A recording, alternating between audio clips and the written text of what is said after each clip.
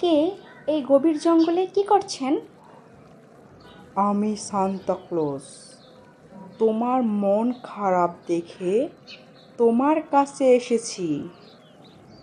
আমার জীবনে শুধু কষ্ট আর কষ্ট, কেউ আমার অনুভূতি বোঝে না। কষ্ট মানুষকে শক্তিশালী করে, কিন্তু কষ্টের কাছে হার মানা যাবে না। কখনো কখনো মনে হয় সব ছেড়ে চলে যাই। না, কারণ তোমার স্বপ্ন এখনো শেষ হয়নি। আল্লাহ তাকে পরীক্ষা করেন, তাকে শক্তিও দেন। তাহলে কি আমার জীবনে সুখ আসবে? অবশ্যই আসবে। রাত যতই অন্ধকার হোক, ভোর ঠিকই আসে। আপনার কথা শুনে মনে হচ্ছে আবার নতুন করে বাঁচতে পারবো।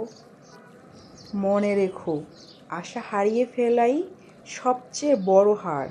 তাই সবসময় হাসি মুখে সামনে এগিয়ে যাবে। ধন্যবাদ। আজ আপনি আমাকে সবচেয়ে বড় উপহার দিলেন, আশা।